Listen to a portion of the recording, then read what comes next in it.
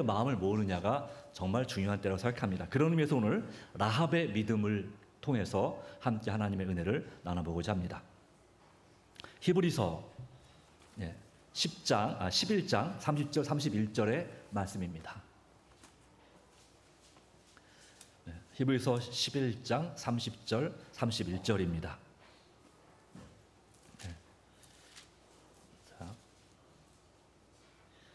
믿음으로 7일 동안 여리고를 도니 성이 무너졌으며 라고 했습니다. 정말 중요한 성경절은 그 다음 성경절이죠. 같이 읽겠습니다. 믿음은 시작. 믿음으로 기생 라합은 정탐꾼을 평안히 영접하였으므로 순종하지 아니한 자와 함께 멸망하지 아니하였도다. 자, 러시아어로 나찰로.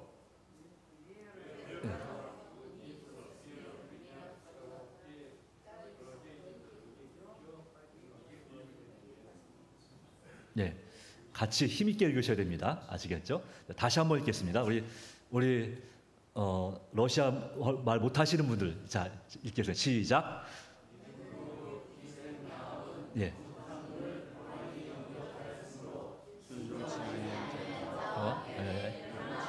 아니하였도다. 자, 이제 러시아를 쓰시는 분들, 자 시작.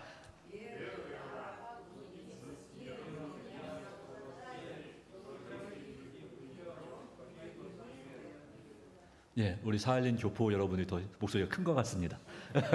네, 자 우리가 말씀 읽을 때는 정말 힘을 다해서 또 열심을 다해서 진짜 그것을 하나님 말씀으로 나에게 주신 말씀으로 받아들일 때 이 말씀이 우리에게 더 큰 역사가 임할 수 있습니다. 자, 성경에 이 여성의 이야기가 많이 나오진 않습니다. 특별히 히브리서 11장에서 믿음의 조상을 얘기할 때 믿음으로 에녹은, 믿음으로 노아는 이렇게 나오는데 이 중에서 믿음을 발휘했던 사람들 중에서 여성이 딱 2명밖에 안 나옵니다. 첫 번째가 누굽니까? 믿음으로 사라는이라고 나왔죠. 사라, 아브라함의 아내 사라입니다. 그 다음에 두 번째이자 마지막 여성이 누굽니까? 믿음으로 기생 라합은. 다른 사람들은 그냥 믿음으로 누구는 이렇게 나와요. 근데 여기는 믿음으로 이 사람의 직업을 얘기합니다. 전직, 기생 라합은. 오늘날로 말하면 어떻게 말할 수 있을까요? 믿음으로 창녀 라합은 이렇게 말할 수 있겠죠. 네. 술을 팔고 또 몸을 파는 일을 하는 사람입니다. 이 사람은 그렇게 그 여리고 도성에서도 그렇게 존경받는 위치에 있지 않습니다. 어떤 신전 제사장이면 여신을 모시는 그 여신을 섬기는 그 신녀라고 하면 뭔가 좀 대접을 받을 수 있겠지만 말 그대로 그냥 기생입니다. 네. 오늘날에도 몸을 파는 사람들을 그렇게 좋게 보지는 않지요. 사람들이 그렇게 곱게 봐주진 않지요. 맞은 죄인이죠. 네. 근데 오죽하면 그 일을 했겠습니까? 그 마음이 정말 많이 영적으로나 육적으로나 정말 많이 힘든 경험을 하고 있던 사람이 누구일까요? 기생 라합입니다. 그런데 이 여리고 도성에서 유일하게 구원받은 사람의 가족이 누구 가족일까요? 라합의 가족입니다. 라합. 예.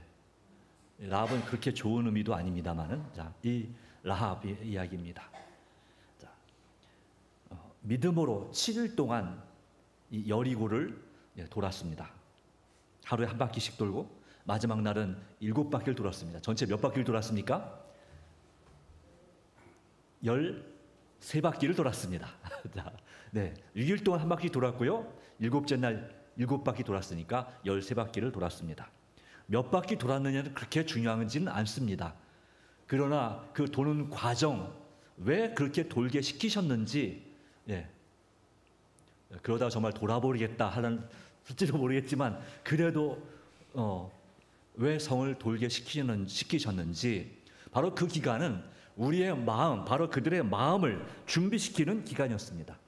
그 기간 동안에 제사장이 나팔을 부는 것 외에는 그 누구도 소리를 내서는 안 됐습니다. 예. 적군의 화살과 그 돌을 던지는 그 무기가 바라는 그 거리에부터 떨어진 멀찌감치 이 여리고성을 돌았습니다. 한 바퀴 도는데 뭐 한두 시간이면 돌 수 있는 거리, 그런 도성이지만, 그러나 성벽이 이중으로 되어 있고 정말 정복하기에 진짜 어려운 그런 여리고 도성이었습니다. 그 여리고 도성을 돌 때에 하나님께서는 어떤 것을 말씀하셨습니까? 바로 사람의 힘으로 하지 아니하고 하나님의 능력으로 여리고성을 정복할 것을 말씀하셨습니다. 돌았습니다. 성을 돌았습니다. 간절히 기도하며 돌았습니다. 적어도 여호수아와 이 제사장들은 간절히 기도하는 마음으로 여리고성을 돌았습니다. 오늘날에도 이런 기도하는 마음으로 성을 도는 사람들이, 교회를 도는 분들이 있습니다. 또 그 동네, 자기 살고 동네를 돌면서, 또 아파트를 돌면서 기도하는 분들이 있습니다.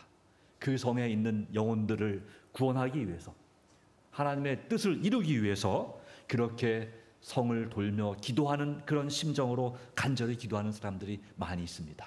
이것은 오늘 우리에게도 필요한 도전의 말씀입니다.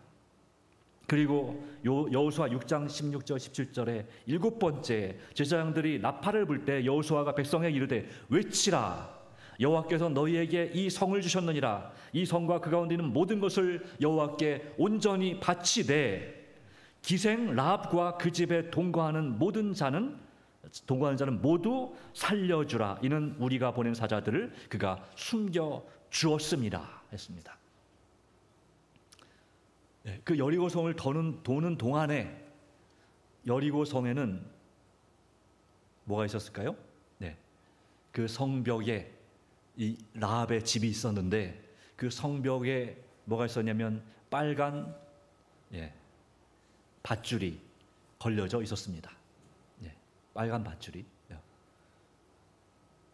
이것은 무엇을 의미하는 것일까요? 그리고 이걸 보면서 바로 저곳이 라합의 집인 것을 알았겠죠. 두 정탐꾼이 알았겠죠. 자, 이 배경을 보면 이제 좀 이따 보겠지만,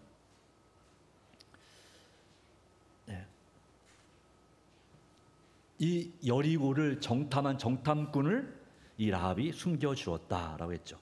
그래서 여호수아 6장 23절 25절에 보면 이제 외칠 때 성이 무너졌습니다. 어디만 빼고 무너졌을까요? 어디만 빼고?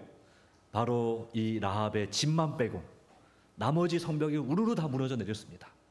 크게 외칠 때 하나님께서 그 외치는 음파를 천사를 통해서 증폭시켜서 그 성의 제일 약한 부분을 때린 것입니다. 지진이 일어나게 하셨습니다. 그래서 인간의 힘으로 아닌 하나님의 능력으로 성이 무너져 내렸고 그 성의 모든 걸 하나님께 드리게 되었습니다. 그런데 이제 정탐한 젊은이들이 들어가서 라합과 그의 부모와 그의 형제와 그에게 속한 모든 것을 이끌어내고 또 그의 친족도 다 이끌어내어 그들을 이스라엘 진영 밖에 두고 여호수아가 기생 라합과 그의 아버지의 가족과 그에게 속한 모든 것을 살렸으므로 그가 오늘까지 이스라엘 중에 거주하였으니 이는 여호수아가 여리고를 정탐하려고 보낸 사자들을 숨겼음이더라 라고 했습니다. 자, 라합은 누구를 구원했습니까? 그 자신만 구원받는 것이 아닙니다. 그의 부모를 구원했습니다.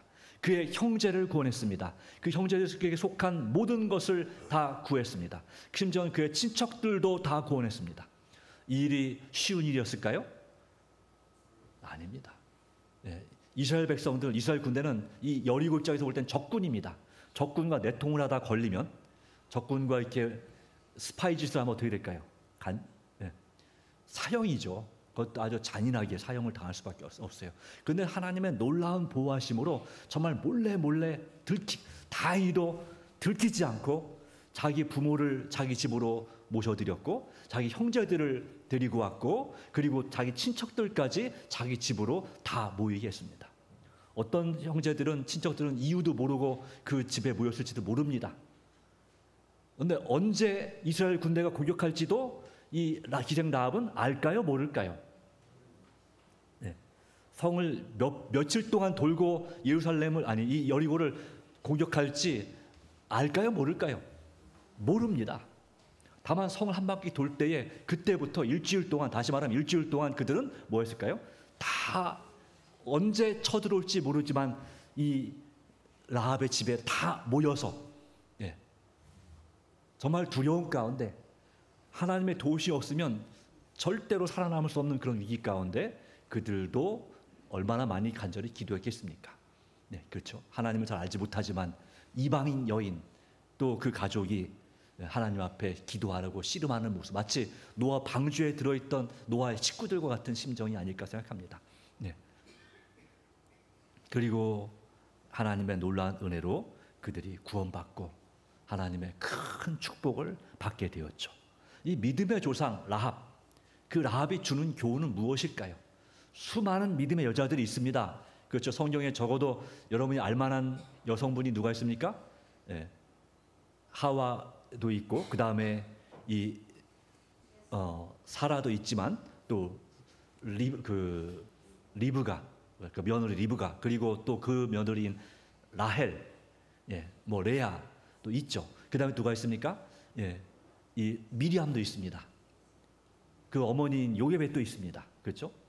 믿음으로 그의 모세의 부모니까 요게벳 또 이름은 안 나왔지만 있긴 있겠죠. 그렇죠? 그리고 또 누가 있습니까? 선지자 중에 드보라 선지자라는 유명한 선지자가 있습니다. 예. 또 예수님의 어머니 마리아도 있습니다. 또 막달라 마리아도 있습니다. 사무엘의 어머니 한나도 있습니다. 예. 이와 같은 수많은 여인들, 또 자주장사 루디아, 이런 여성들이 있지만 그 가운데서 믿음의 조상으로 언급한, 사도 바울이 믿음의 조상으로 언급한 사람이 누구밖에 없어요? 2명밖에 없어요. 그 중에서 한 명이 누굽니까?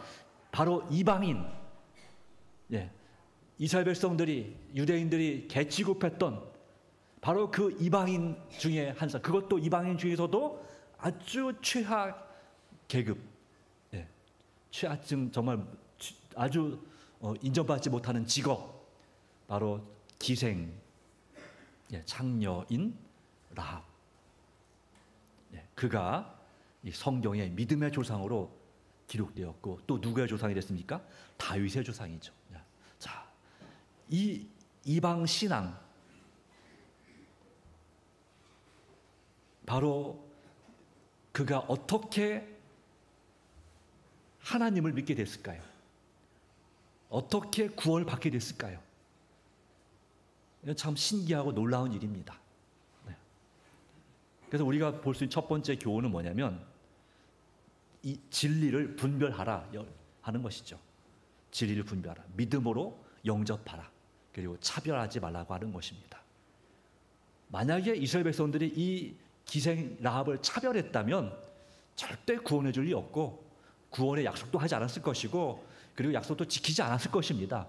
그리고 구원 받았어도 그가 뭐 그렇게 이 이스라엘 민족 사이에서 섞여서 지내지 못하고 그냥 별 볼 일 없이 그렇게 있었을지 모릅니다. 그런데 성경은 아주 귀하게 생각하고 있죠. 이 라합에 대해서. 그리고 라합의 며느리가 누구냐면 룻이죠. 그 유명한 룻기에 나온 룻입니다. 그러나 그 룻조차도 믿음으로 룻은 이렇게 나오지 않습니다. 믿음으로 라합은입니다. 그는 이 여호수아 2장 8절로 11절에 보면 이제 어쩌다 보니까 하나님의 섭리 가운데 하나님께서 그 정탐꾼, 여호수아가 파견한 정탐꾼, 그러니까 그 여리고를 정탐한 정탐꾼, 즉 간첩이죠. 이 간첩을 어디로 들어가게 했습니까? 이 기생 라합의 집으로 들어가게 했습니다. 그리고 이제 들어갔는데 바로 걸렸어요. 그래서 이제 위험에 처하게, 잡힐 위험에 처해 있는데 이 라합이 그 두 사람을 알아보고 그들을 지붕 옥상에 그 여러 가지 이제 그 지푸라기, 집 덤불, 그 지푸라기 같은 그 덤불 안에다가 숨겼습니다. 그리고 이제 거짓말해서 그들이 왔긴 왔는데 나갔다고 거짓말했습니다. 물론 하나님께서는 이 라합의 거짓말을 인정하시느냐? 그러니까 우리도 선의의 거짓말은 뭐 마음에 부담 없이 마음껏 해도 되느냐? 그 뜻은 아닙니다. 하나님은 거짓말을 정죄하십니다. 그러나 하나님께서 이 라합의 거짓말을 용서하셨다는 얘기겠죠. 그럴지라도 우리가 물론 때로는 생명을 구하는 거짓말을 이제 글쎄요, 뭐 여러분의 판단에 맡기겠습니다만은 할 때도 있을지 모릅니다. 그러나 정말 하나님께서 그걸 완전히 인정하지 않지만 어쨌든 간에 우리가 사실 이 부분도 논란이 많이 되는 것이죠. 그리스도인은 선의의 거짓말을 해도 되는가에 대해서 중요한 건 그것이 아닙니다. 할 수만 있으면 하나님께서는 거짓말하는 것을 원치 않으시고 필요하다면 선의의 거짓말, 생명을 구하는 그런 위기라면 그것을 용납은 하시지만 그러나 완전히 인정하진 않으십니다. 우리는 그것조차 나중에 진심으로 하나님 앞에 지혜를 구하고 회개하고 그런 상황이 처한다면 할 수만 있으면 우리는 거짓말하지 않고도 위기를 극복할 수 있는 또 지혜를 주시기를 기도할 필요가 있습니다.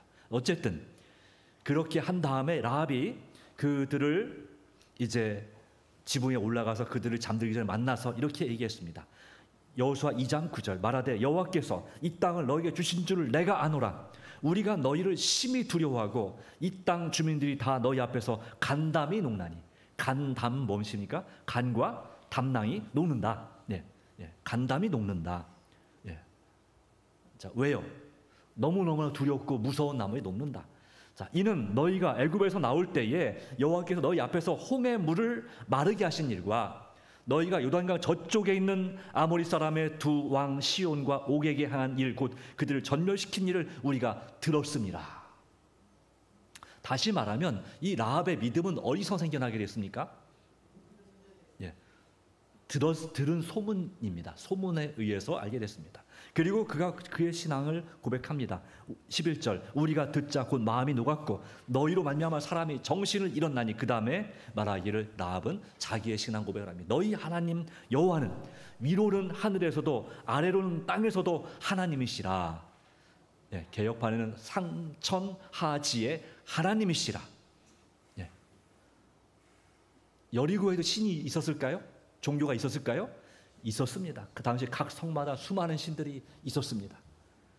그 신을 믿었지만 처음엔 믿었겠지만 그 신이 그들을 구원할 수 없다는 사실을 이 라합은 깨달았습니다. 그의 이 정말 창녀로서의 비참한 그 삶에서 결코 구원해 줄 수 없음을 깨달았습니다. 그런데 이제 몇십 년 전부터 들려오는 소문이 바로 뭐라고요? 이 애굽에서 탈출한 히브리인들이 있는데 바로 그들에게 무슨 일이 일어났다? 열장을 통해서 애굽을 구했고 애굽에서 탈출했고 그리고 그 대단히 넓은 바다, 이 홍해라는 바다를 맨땅으로 건넜다더라. 그리고 광야에서 잠시 소문이 잠잠했는데 갑자기 최근에 나타나서 이 우리보다 강력한 여리고보다 강력한 그 나라 아모리 족속의 두 나라를 정복했다더라. 그리고 곧 그들이 이제 이 여리고로 침략할 것이라는 그런 얘기를 들은 것이죠. 요단강 건너편에 이 여리고성에서 멀리 보면 이 이스라엘 군대의 그 진영이 보였어요. 그러니까 얼마나 두려움에 떨었겠습니까? 자, 이 가운데서 살 길이 무엇일까? 살 길은 두 가지가 있을게요. 첫 번째는 뭘까요? 피난 가는 것입니다. 여리고성을 떠나서 멀리 이스라엘 백성의 손이 닿지 않는 곳으로 피난 가는 것입니다. 둘째는 무엇일까요? 둘째는 바로 이 기생 라합처럼 이렇게 하는 것입니다. 하나님을 믿고 하나님께 굴복하는 것입니다. 의심할 여지 없이 이 라합은 하나님에 대한 지식을 들리는 소문에 의해서만 들었습니다. 그러나 이 라합은 믿음을 고백한 후에 생명을 보존하기 위해서 하나님과 그분의 백성의 대표자 바로 그들과 두 명의 사람들과 언약을 맺었습니다. 라합은 하나님께 자신의 생명을 맡김으로 임박한 여리고에서의 생명이 보존될 것이라는 보증을 받았습니다. 바로 그는 그들에게 이제 생명을 위한 증표를 내라고 그렇게 요청하죠. 이 라합에게는 어떻게 이와 같은 믿음이 있었을까요? 뭐가 있었을까요? 하나님께서 그에게 무엇을 주신 것입니까? 영적인 분별력을 주신 것입니다. 이 선과 악 사이에서 무엇이 옳은지 판단할 수 있는 분별력을 주신 것입니다. 비록 자기가 이방 여인이고 직업도 정말 사람들에게 조롱받고 멸시받고 무시당하는 그런 변변치 않은 직업이지만 더러운 직업이지만 그럼에도 불구하고 하나님께서 역사하시면 나를 살릴 수 있고 내 가족을 구원할 수 있다는, 바로 그분이 진짜 살아계신 하나님이시라는 그런 감동을 받은 것입니다. 성령의 감동이 역사가 있었을 것이라 생각합니다. 그 가운데서 그 이방 여인이 우상 숭배가 만연한 그곳에서 생명의 위협을 개의치 않고 정말 죽으면 죽을 각오를 하고 그가 하나님을 믿기로 결심한 것입니다. 그리고 그 이스라엘의 그 스파이를 숨겨준 것이죠. 그리고 구원의 약속을 받은 것입니다. 로마서 12장 2절은 우리에게 말씀합니다. 너희는 이스라엘을 본받지 말고 오직 마음을 새롭게 함으로 변화를 받아 하나님의 선하시고 기뻐하시고 온전하신 뜻이 무엇인지 분별하도록 하라 라고 합니다. 분별하도록 하라. 하나님의 뜻이 무엇인지를 분별해야 됩니다. 오늘 우리 교회를 향한 하나님의 뜻이 무엇인지, 또 여러분 자신을 향한 하나님의 뜻이 무엇인지, 우리 주변에 있는 사람들, 우리 교회 마당을 밟고 지나가는 사람들, 우리 교회를 이용하는 차량 사주들, 또 여러분 집 주변에 살고 있는 사람들, 여러분이 만나는 사람들, 바로 그 사람들에게 구원의 희망이 있을까요, 없을까요? 우리는 모릅니다. 그러나 하나님께서 역사하시면 그들에게 뭘 주실 수 있다고요? 영적인 분별력을 주실 수 있습니다. 우리는 모르지만 그들 중에 이 라합과 같은 사람이 있을지 어떻게 알겠습니까? 하나님께서 그들의 마음에 역사하셔서 그들의 사고와 위기와 질병을 통해서 바로 그들을 깨우치시고 하나님을 바라보고 의지하도록 역사하시고 그들에게 영적인 분별력을 주셔서 하나님의 뜻을 분별하게 하시는 것입니다. 정말 감사하게도 이 라합은요, 마태복음 1장 5절 6절에 보면 누구의 조상이 됐습니까? 예수님의 조상이 되었습니다. 마태복음 1장에는 예수님의 족보가 나옵니다. 그 중에 무슨 말이 나오냐면 5절 말씀 가운데 살모는 라합에게서 보아스를 낳고, 보아스는 루색에서 오벳을 낳고, 오벳은 이새를 낳고, 이새는 다윗 왕을 낳으니라. 다윗은 우리아의 아내에게서 솔로몬을 낳고. 그래서 예수님의 조상 가운데 이방 여인 또는 범죄한 여인이 적어도 4명이 나옵니다. 유다의 며느리 다말, 시아버지와 관계를 맺어서 아들을 낳았죠. 그리고 이 기생 라합, 또 모압 여인 룻, 그리고 다윗의 아내가 된, 사실은 우리아의 아내였던 그 밧세바, 역시 다윗과 같이 죄를 지은 거죠. 간통죄를 지었습니다. 그런데 놀랍게도 그들이 예수님의 조상이 됐습니다. 이게 어떻게 된 일입니까? 성경은 이것을 이렇게 있는 그대로 기록하고 있을까요? 그냥 숨겨도 되잖아요. 바로 하나님께서는 이 죄인이었던 여자들에게, 또 이방 하나님 알지 못하는 그 여성들에게 역사하시는 하나님의 놀라운 사랑과 은혜를 이 성경 말씀을 통해서, 이 족보를 통해서 우리에게 보여주는 것입니다. 그래서 이 족보가 그냥 대충 아이고 읽기도, 특별히 역대상 1장부터 9장까지 족보 나오는 게 얼마나 읽기 어렵습니까? 근데 그게요 다 그냥 있는 거 아닌 거죠. 그 사람들이, 거기에 기록된 사람들은 정말 대단한 유명한 사람들인 것입니다. 여러분보다 더, 어쩌면 저보다도 훨씬 더 훌륭한 그런 직분을 감당했던 사람들이 그 이름으로 기록되어 있는 것입니다. 바로, 그러나 그 가운데는 어떤 사람도 많습니까? 죄인도 많습니다. 그러나 죄인을 용서하시고 구원하시는 하나님의 섭리, 그들에게 영적인 분별력을 주시는 하나님의 섭리를 믿음으로 바라보시기 바랍니다. 아멘. 내가 판단하지 않게 되기를 간절히 바랍니다. 여러분, 오늘 내가 아직 분별하지 못한 것은 무엇일까요? 우리 주님은 우리에게 영적인 분별력을 주시기를 원합니다. 요한계시록 3장 18절 말씀, 내가 너를 권하노니 내게서 불로 연단한 금을 사서 부유하게 하고 흰옷을 사서 입어 벌거벗은 수치를 보이지 않게 하고 안약을 사서 눈에 발라 보게 하라. 불로 연단한 금은 믿음과 사랑을 상징하고요, 흰옷은 예수 그리스도의 의를 상징합니다. 안약은 무엇일까요? 우리의 영적인 눈이 열리지 못해서 누가 구원받을지 깨닫지 못하고, 또 내 자신에 대해서도 영적인 깨달음, 예수님을 만나는 만남이 없는, 믿음이 부족한 우리들에게 영적인 분별력을 주시는 바로 성령님의 역사를 상징하는 것이 바로 안약입니다. 오늘 주님께서 우리의 영의 눈을 뜨게 해주시기를 간절히 소망합니다. 그래서 이방 사람, 준비된 영혼들을 구원하시게 되기를 간절히 바랍니다. 우리 주님께서는 우리에게 그렇게 말씀하는 것입니다. 그래서 한계를 두지 말라는 것이죠. 여기까지만 구원받을 수 있는 사람들이고 이 사람들은 구원받을 수 없는 사람이라고 한계를 두지 말라고 하는 것입니다. 여러분의 생각에 제일 눈꼴 사나운 사람이 누가 있을까요? 우리 교회 여러분이 아는 사람 중에, 또 우리 교회를 왔다 갔다 하는 분들 중에, 또 여러분 살고 있는 동네에서 제일 소문이 안 좋은 사람이 누가 있을까요? 네. 자꾸 온 동네 민원을 제기하는 사람, 예. 우리 교회에 관련해서 별로 안 좋은 눈으로 바라보는 사람, 또 여러분들에게 당신이 뭔 상관이냐고 이렇게 따지는 사람, 예. 여러분의 상처 주는 사람, 여러분 그 사람들이 구원받을 가능성이 있을까요? 없을까요? 진짜로 있을까요? 혹시 여러분 없다고 생각하지 않나요?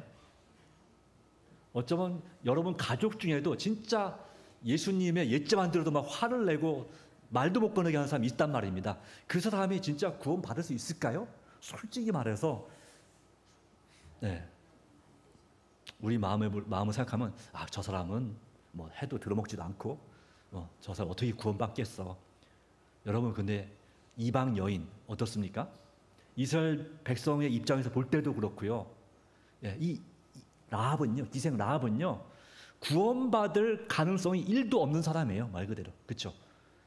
그것도 이방 민족 중에서 직업이 뭐였다고요? 기생이란 말이죠.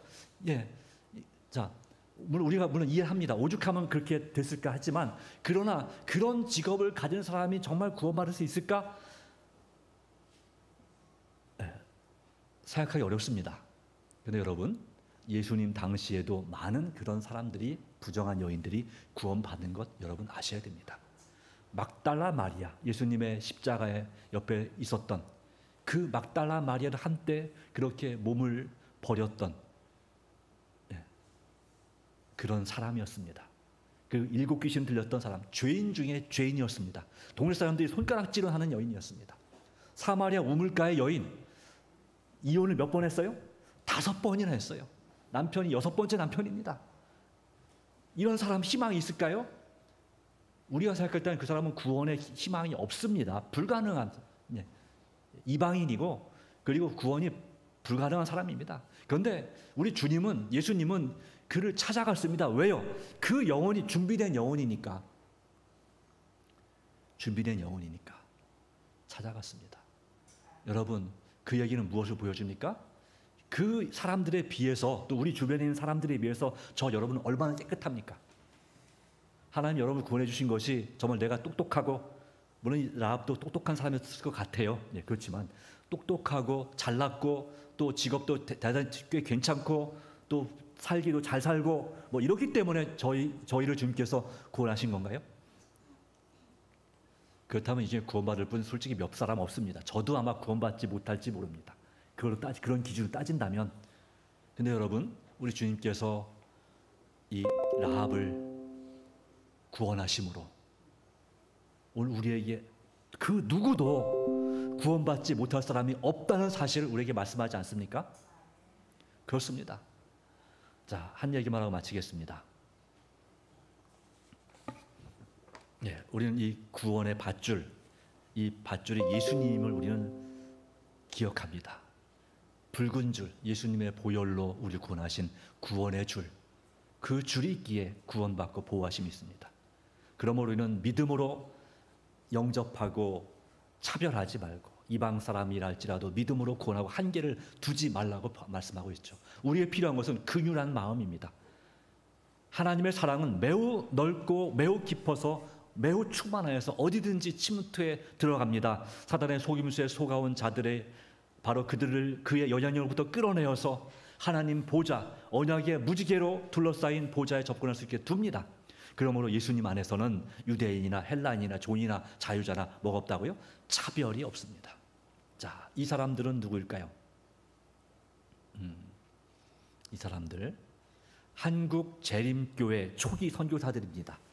1900년대 7년, 8년 또 1917년 뭐 그 정도 바로 그 시대에 이 나라에 오셨던 분들이 서울에 이제 순안에 있다가 서울로 이제 그 이전을 하면서 그곳에서 모여서 찍은 사진이라고 합니다. 한 서울의 한 성벽 밑에서 찍었다고 합니다. 위의 사진은 이제 우리 교회 최초의 역사가인 이영린 목사님께서 이 사진을 보면 설명하는 거죠. 이게 어디에 이 사진이 어디 있냐면 아태지에 그 선교 기념관에 이 사진이 있다고 합니다. 자 거기에서 보면은 흑백 사진이지만 이 권정회 목사님 영원한 복음 그 사이트에서 출처를 볼 수 있는데 거기에 권정회 목사님이 이렇게 썼습니다. 나를 가장 감동시킨 사진이다 그랬습니다. 1911년에 촬영한 사진으로 바로 이 사진인데 모두 한국 최초의 사람들입니다. 두 번째 줄 왼쪽에 있는 분들은 이제 그 뒤에 여자아이와 그 여자분은 1905년에 한국에 입국한 최초의 선교사 스미스 목사님 가족입니다. 스미스 목사는 입국 후에 딸을 질병을 잃게 되어서 대총회 의료 선교사를 요청했습니다. 이때 의대를 졸업한 러셀이 한국 최초의 의료 선교사로 입국하게 됩니다. 그가 바로 맨 오른쪽 앞줄 오른쪽에 있는 분입니다. 이 러셀은 한국의 안수 목사 1호가 됩니다. 러셀 왼쪽에 있는 한국에 입국한 최초의 그 여성 교육자 스캇 부인이고 러셀 왼쪽에 있는 분은 그리고 그 왼쪽의 앞줄 가운데가 한국에 입국한 최초의 여성 선교사 바로 미미 샤펜버그 사엄태라고도 하죠. 바로 이분이 한국말을 정말 잘했어요. 한국에서 일하다가 건강을 잃고 주님께 목숨을 드린 사람입니다. 36살 나이. 그리고 그 왼쪽이 왕대 여사, 바로 이 사엄태 여사의 선교사의 동생입니다. 네, 이제 한국 이름은 왕대아입니다. 네. 그리고